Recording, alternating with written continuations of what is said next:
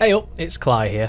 MrMetagross has done challenge runs on Dark Souls 1 and Dark Souls 3, where he would beat the areas using only the items that you can find within that given area. The YouTuber Eleum Loyce has also done the exact same thing for Dark Souls 2, and I think it's a fantastic idea, and the videos they made were excellent. So I'm gonna nick the idea.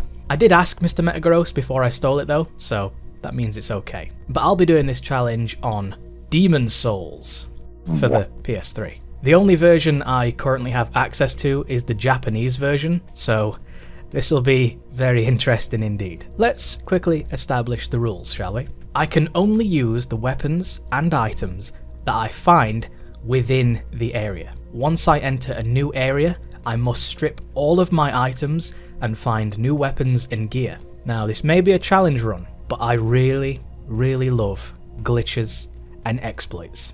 It's one of the few things in life that bring me great joy, so you can expect I'll be using as many of those as possible. It sounds simple enough, so let's get to it, shall we?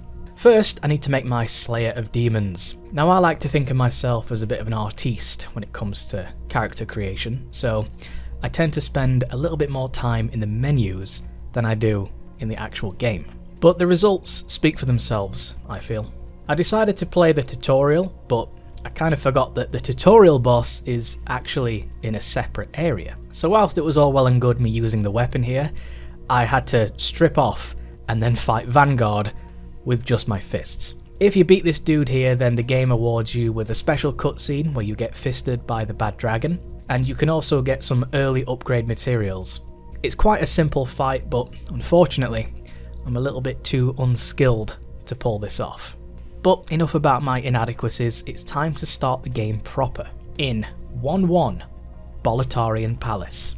There's a few weapons in this area, and the first one is just past the first fog wall. It's a little tiny thrusting dagger, which I unfortunately put in the wrong hand because I was being chased and my fat fingers were slapping the controller like crazy.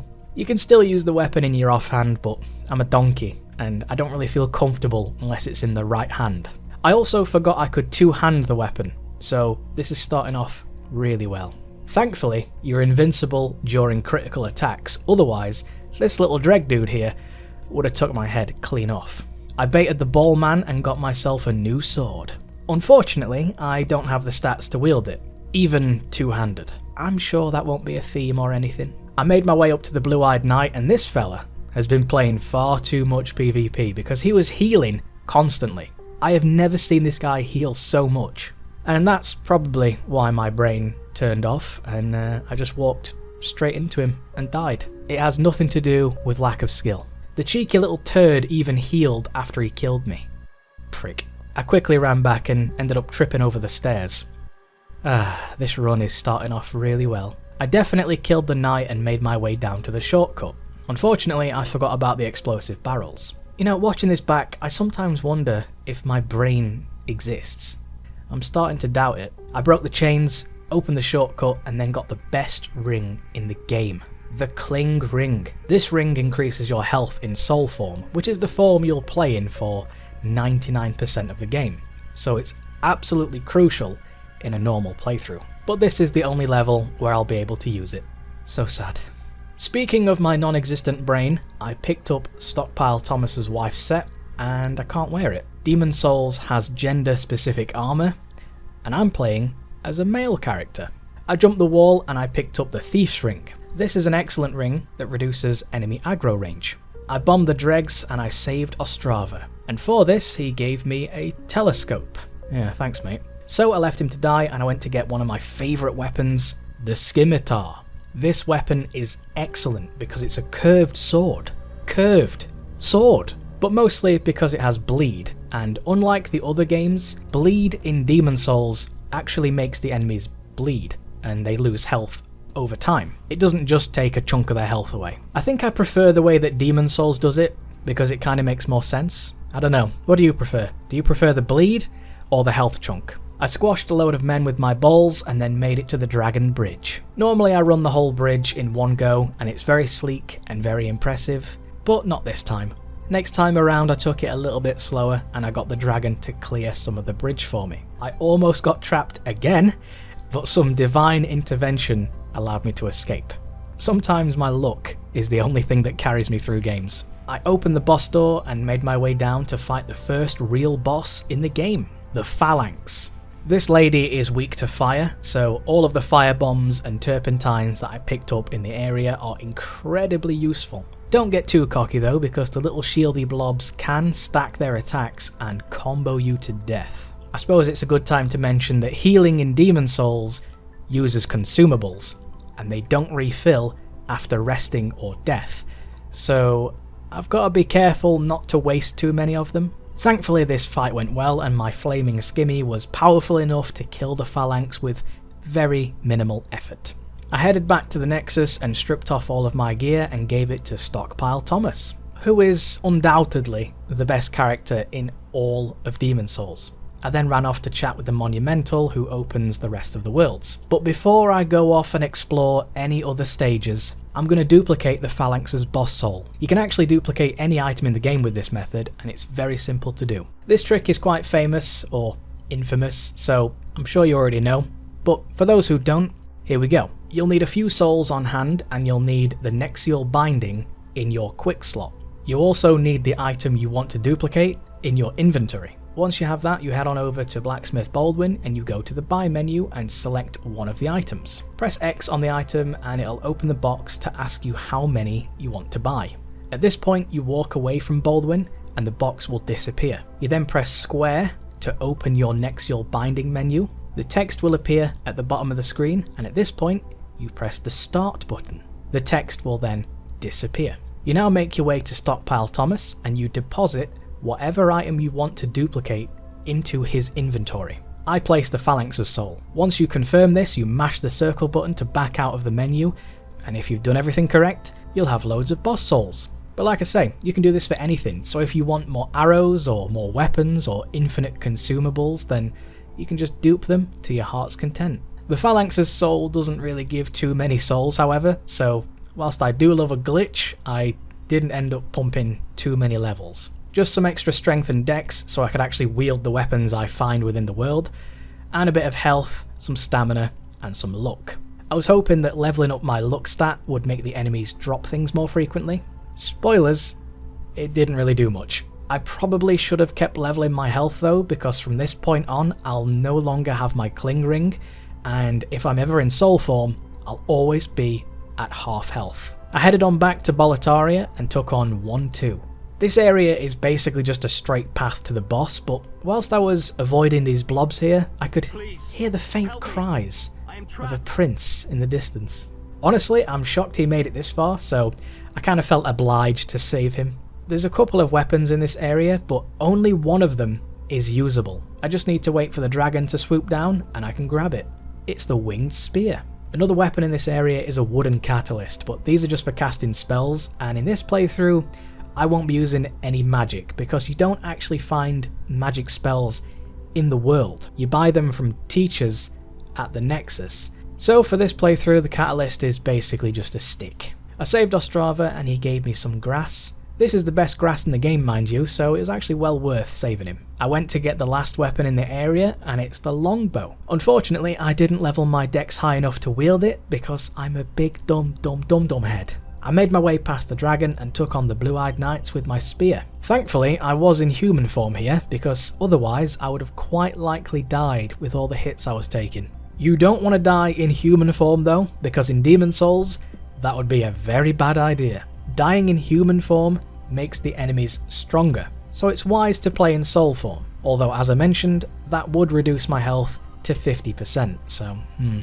I made my way up to kill the crystal lizard, which I did with ease. It's time for the boss, the Tower Knight. The first order of business is to take out the crossbow men, but you'll need to be slightly careful about going too close to the edge here because the Tower Knight has a magical attack that can hit you, so no edging. Once they're all dead, it's time to prod this man's feet. I generally never play with any other weapons besides curved swords or straight swords in these games, so I'd kind of forgotten about a quirk with the longer weapons. Sweet spots. Longer weapons like these, you just want to hit them with the tip rather than the shaft. I was going a little bit too deep and I was dealing less damage. Either way, he fell over and I smacked his head. I also threw some knives at him because I'd found some on the floor, and why not? A few more ankle swipes and a hit to the head, and I finally ended up killing him.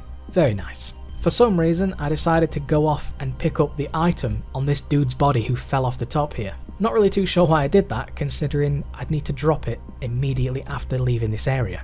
I must have a magpie brain.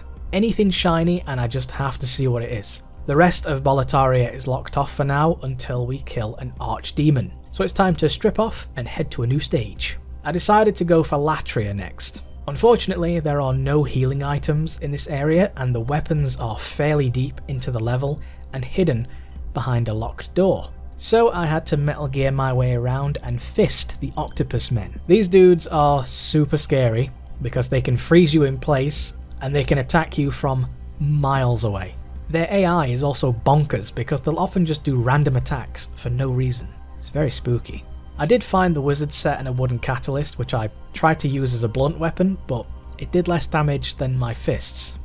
Great. Speaking of armour, I got to the place with the Iron Maidens, and in one of these maidens, you can find a set of armour. The other one has a soul consumable, and there's another one with a dude in it who will poison you. Poison in Demon Souls lasts about 50 years, so I couldn't remember which one had the armour and which one had the dude. Luckily, the dude is actually in the other part of the room, but when you're like me and your brain doesn't work, it can be quite tense. I eventually found the room with the weapons in it and I got myself the claws and the secret dagger. I tested them out and the claws didn't seem very good, unfortunately. The dagger, however, was okay. I can't really complain though, because for the past 20 minutes I'd been fisting squids, so literally anything would be an upgrade at this point. I also found the crossbow, which would be great if I had the stats to use it. Before I took on the arrow machine, I went down the side and got a good weapon, a +1 Mercury Rapier. The Mercury upgrade path lowers the strength scaling, but ups the dex scaling and adds a poison effect. It's not too bad. Now it's time to take on the arrow machine. There's a trophy on the PS5 version of the game for making it through here by just rolling through the arrows. If I was on the PS5 version, I wouldn't have gotten that trophy. Dying in human form makes the enemies stronger. I tried again and it started off really well, but I got my arse into gear and I actually rolled through the rest of the arrows. Normally I can do that on the first try, but for whatever reason, the second I pressed record, I seemed to lose any semblance of intelligence. It's a curse, it really is. I ran up the tower and killed the dude who respawns the boss, and then decided to take on the Black Phantom. As I say, there's no healing in this area, and I'd already lost most of my health to the arrow machine, plus my already 50% max HP reduction for being in soul form. You can probably imagine how this fight went. Next time around I was a little bit more cautious with my attacks and I managed to get the poison proc, which seemingly made her contemplate the current situations we find ourselves in.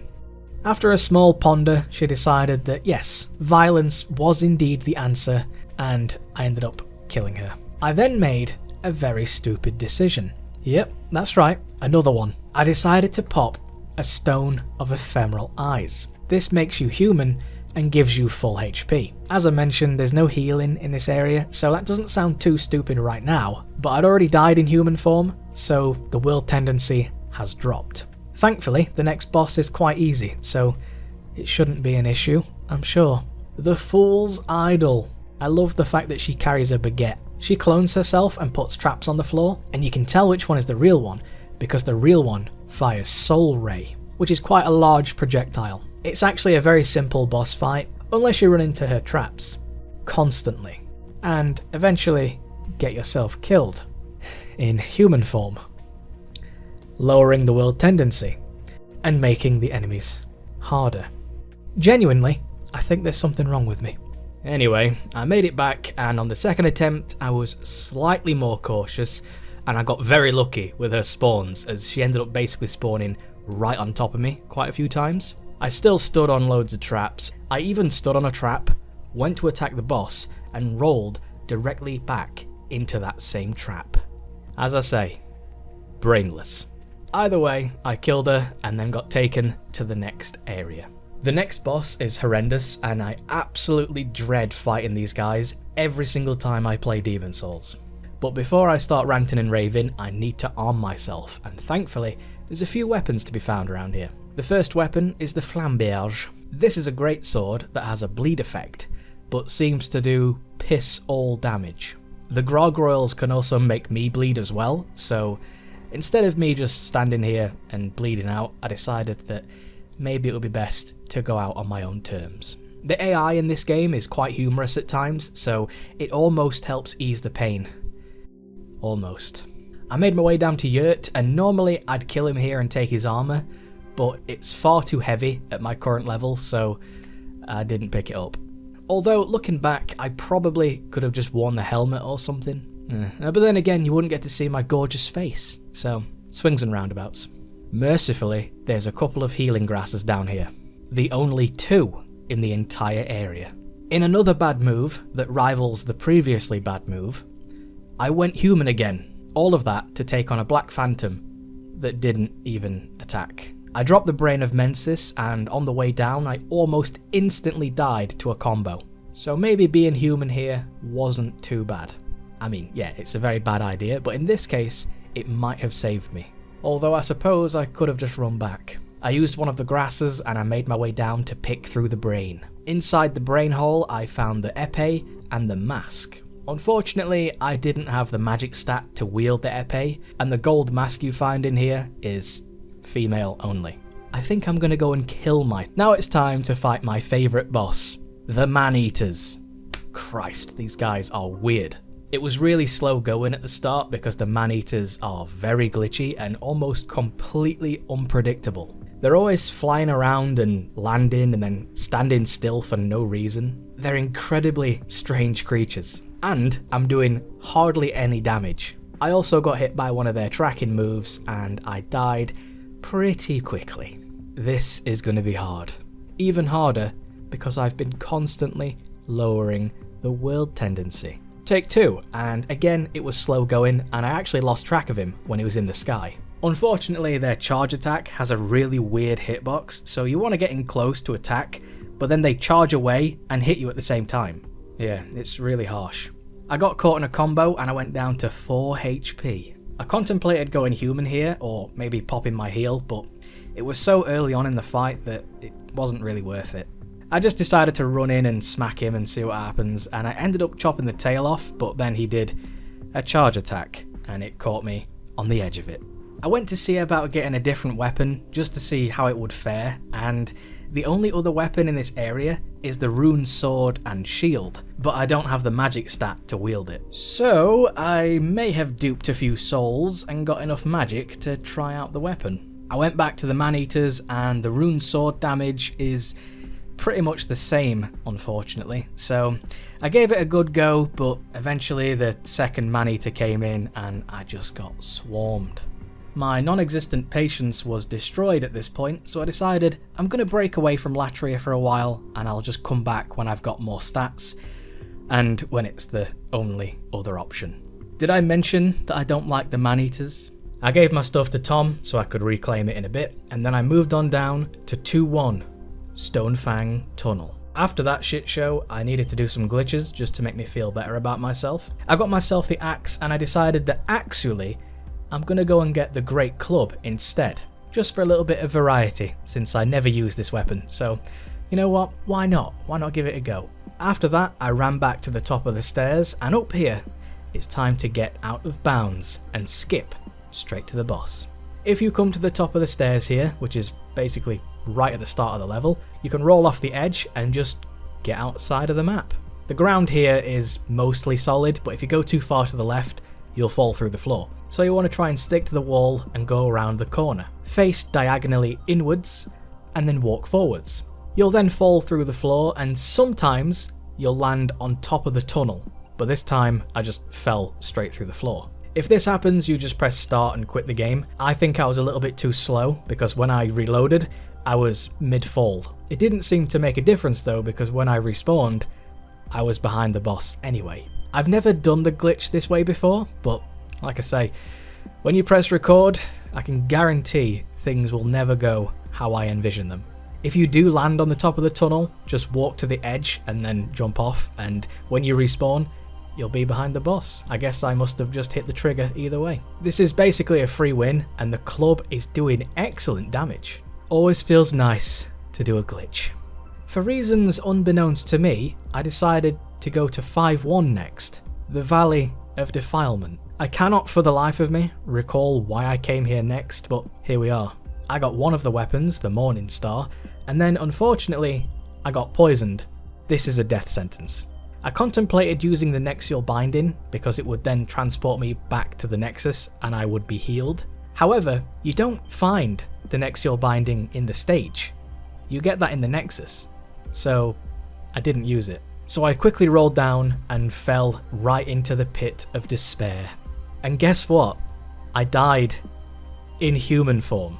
I got the Saint set, which is kind of crap, and then I dropped down to get the Blessed Mace, which is behind this massive tick creature. I picked it up and I absolutely didn't die here. Blessed weapons have a heal over time effect, so thankfully I won't have to rely on the enemies dropping healing grass. Truly a blessed weapon. I found the Filthy Woman and I may have duped a few souls just to buy a new weapon, some turpentine and some healing grass. You know, looking back at this, I probably should have just bought her entire stock, but as we know, I'm brainless. It didn't take me 3 hours and 43 minutes to get through this level or anything, and here we are. It's time to fight the boss, the Leechmonger. This guy is really easy and weak to fire, so I just ran towards him and used the turpentine and the halberd that I got from the Filthy Woman, and I just sliced him up. Looking at this guy reminds me of Resident Evil 5. So much nostalgia. Anyway, the areas themselves are generally harder than the bosses, and that tends to be the case in Demon Souls. This guy has a few tricks up his sleeve, but generally, if you just keep smacking him, you're gonna win. So I just kept smacking him, and I won. I stripped off my stuff and I came back to the Valley of Defilement and I took on the next area. This area is basically just a massive puddle of poison, so you'll constantly be losing health. If you thought Blight Town was bad in Dark Souls 1, you should come and play the Valley of Defilement. Thankfully, you can get a health regen ring and the enemies often drop poison curing items. But unlike in the other Souls games, there's no bar that tells you how much poison buildup there is, so you kinda just have to guess. There's a special weapon in here that's surrounded by slugs, so if you climb up to the top and then knock them down, you can get yourself the Large Sword of Moonlight. It doesn't have any special effect in this game, apart from being able to hit through shields, which is actually quite good, but the enemies in this area don't have shields. I met up with my Filthy Woman again and purchased some consumables and an armor set.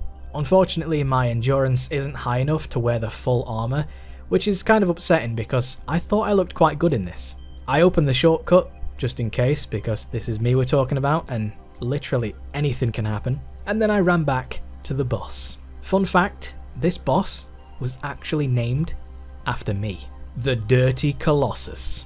I tested out the Moonlight Sword and it did very good damage, but then I decided to swap out to the Murden Hammer because this can be buffed with turpentine, and this guy, once again, just like everything else in the Valley of Defilement, is weak to fire.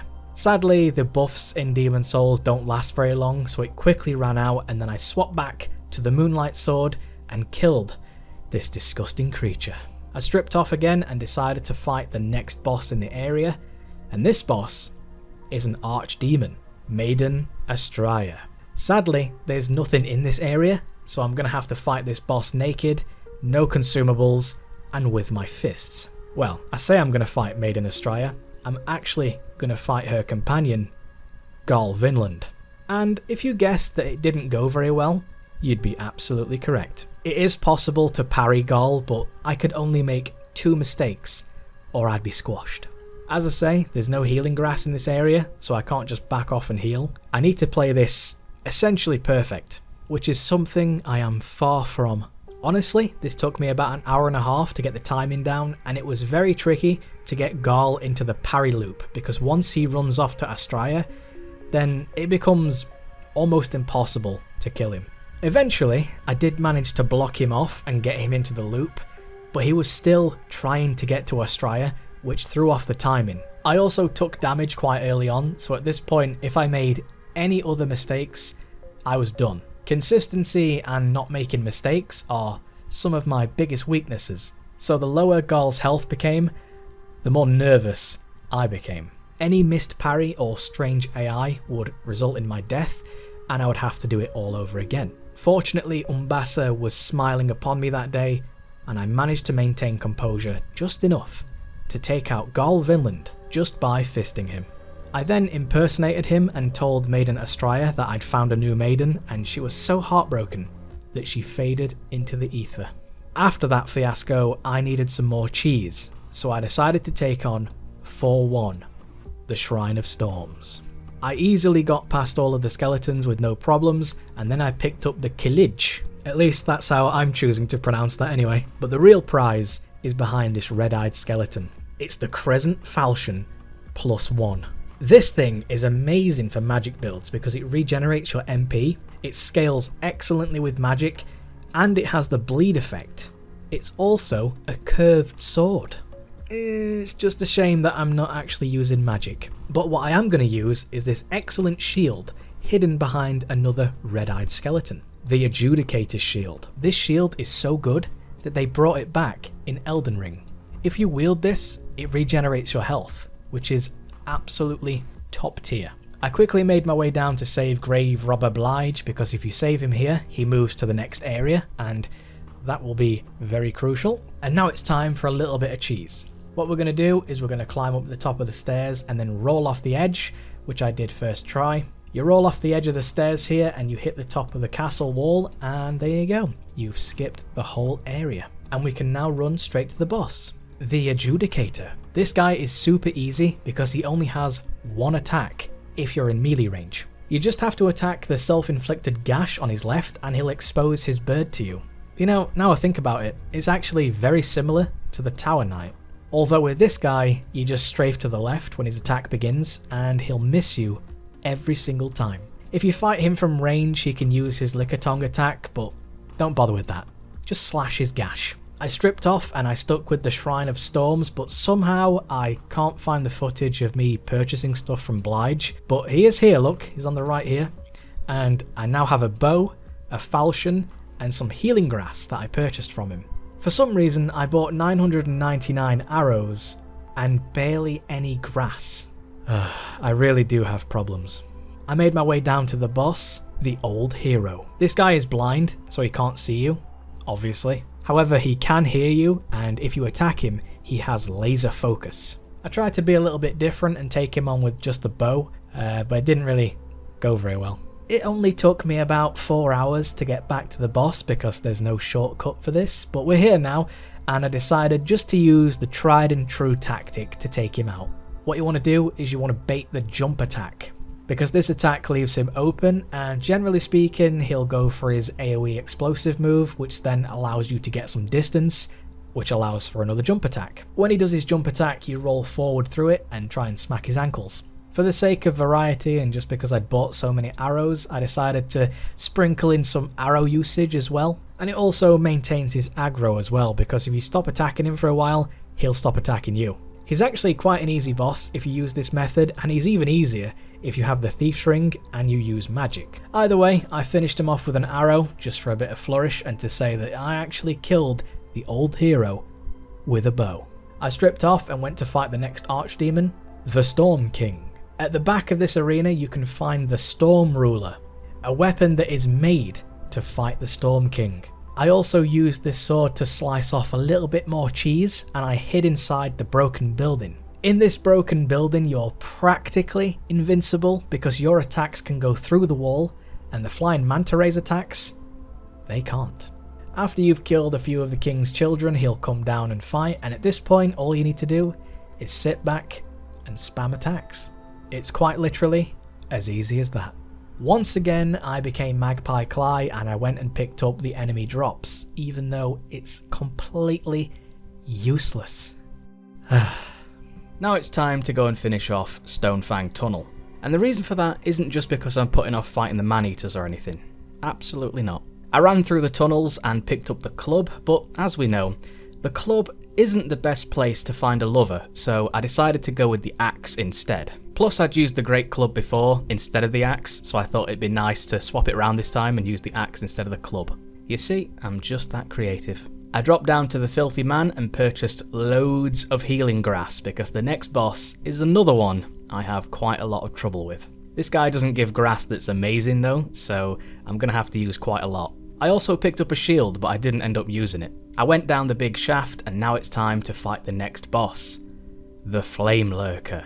At this point I probably felt that I'd done quite a lot of cheesing so far, so I decided to take this guy on legit 1-to-1. But you know, no matter how many times I fight Flame Lurker or how many videos I watch, how many tutorials, how many tips I get, for some reason I can just never fight this guy without my curved swords. His attacks always seem to clip me, and Demon Souls doesn't have any poise, so I always get knocked out of my attacks. His AI is mental and I can just never get a read on what he's doing. But yeah, the axe was a little bit too slow for my liking, and evidently so was my brain. So instead of bashing my head against the wall, I decided it's time to bring out the cheese. This is going to be so Gouda. All you need to do is run to the back of the arena and then stand on this stone slab here.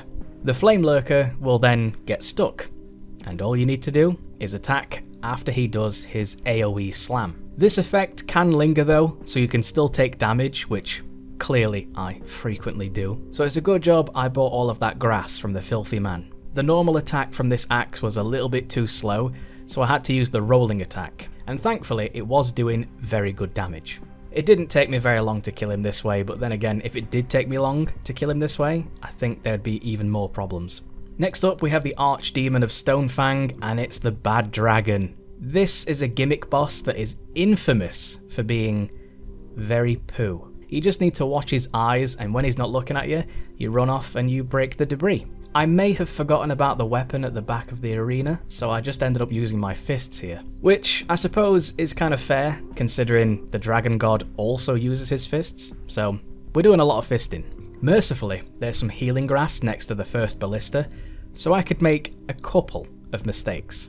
But personally, I really enjoy stealth, and maybe this isn't the best example of that, but all you need to do is wait behind a pillar, wait for him to reel in pain from the harpoon in his side, and then run off and smack the debris. It can take some time, but it's really easy. I activated the second ballista and then remembered about the weapon, so I decided to run back and get it.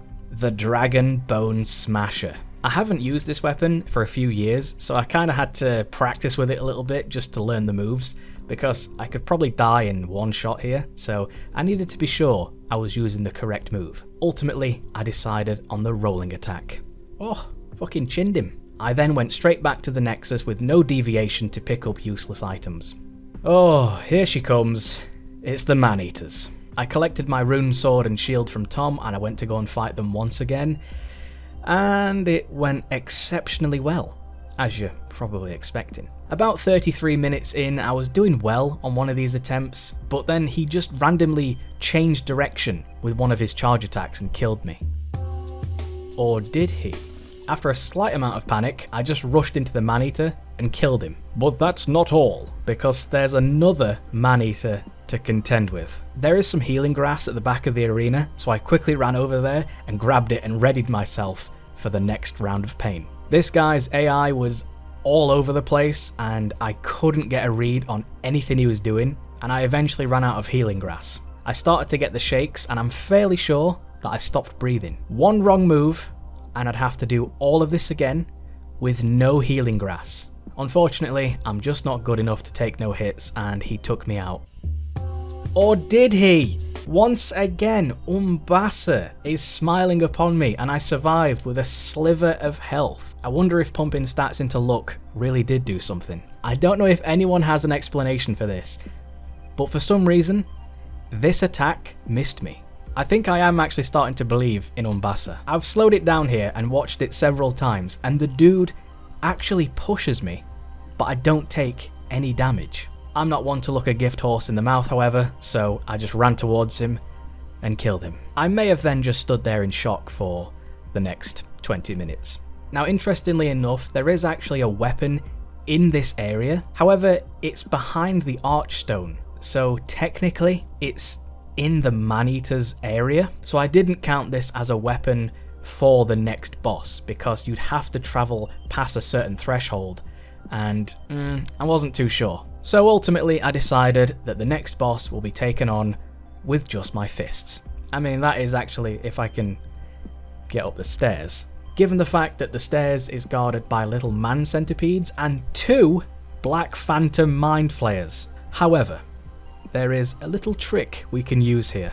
Yeah, that's right, I'm full of tricks, don't you worry about that, mate. If you can bait the enemies down the stairs and lead them back to the archstone, they'll just disappear. You don't get any souls or drops from them though, because they've kind of just poofed out of existence. But this is 10,000 times easier than punching them all to death with no healing items, I can tell you that for sure. It's time to fight the old monk. This fella uses claws and has magic projectiles, so he can be quite dangerous, especially with no healing and just fists. Did I mention that? But he is a human opponent, so he is susceptible to the same thing as every other human, and the main one being lack of poise, so even the smallest attacks can stagger people, and he can be chain backstabbed. My first try went alright, but I got a little bit too greedy with the punches. Always my downfall, greed.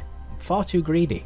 And impatient, but I suppose we could go on about my flaws until the cows come home. My second try was much better though, because I got him chain backstabbed quite easily. Sadly, he did break away from it, and I got a little bit scared because the projectiles were coming after me and I was a little bit low health, so I took it a little bit safer.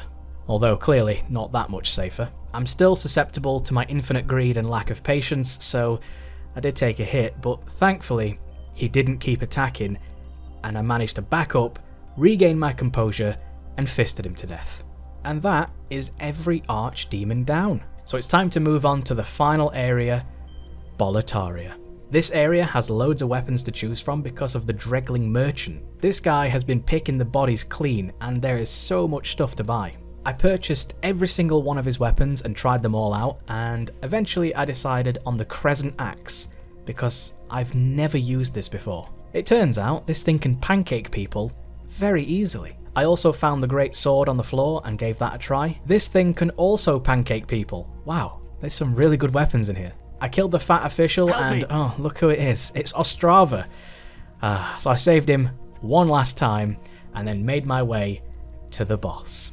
Unfortunately, this red-eyed spear knight was clearly hacking and he had infinite stamina. Look at that. How is his guard not breaking? How is he continuing to attack? What is going on here? This has got nothing to do with my lack of skill. This guy is clearly hacking. After that, I ran past all the enemies and then went to fight the next boss, the Penetrator. I also changed my weapon to the Knight's Sword because it attacks quicker and it's a straight sword, so I feel a little bit more comfortable. Not that it really matters too much because this guy has taken some lessons from Sir Alant and he one-shot pierced me. Honestly, watching this back, I feel like that shouldn't have hit me, but hey ho, it did. Next try was much smoother. I played it safer and I tried to bait his spin attack move because the rhythm of that fits nicely with the roll attack and roll away. Sadly, my sense of rhythm is atrocious, so I was getting clobbered quite frequently. I was also slightly distracted by the fact that Ostrava is getting his ass handed to him in the background.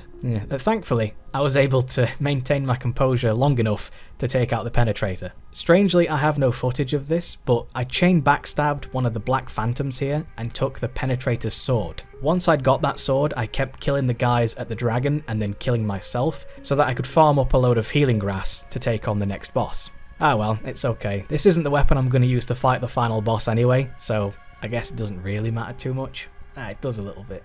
I ran past the dragon on the first try and then I met up with Ostrava for our final meeting. He gave me a key and then he became a Black Phantom, so I had to put him out of his misery. Killing him here made him drop his rune sword and shield, so I'm gonna use this against the final boss. King Alant the 12th. Yeah, this boss is epic and he absolutely pounded me. Ideally, you want to bait his dash attack, but this cheeky little fucker decided to stop and then attack. Now I know where Ornstein got his moves from. He also did his AoE attack and I thought I had enough distance here, but even at the very end of the arena, I still got hit. That was very almost a one-shot, but thankfully it wasn't. And I think that was the only weird stuff that happened. After that, it's basically just a matter of baiting the dash attack and avoiding the big AoE Big Bang. I still took some hits of course, but come on, that's just a given. I get hit by everything.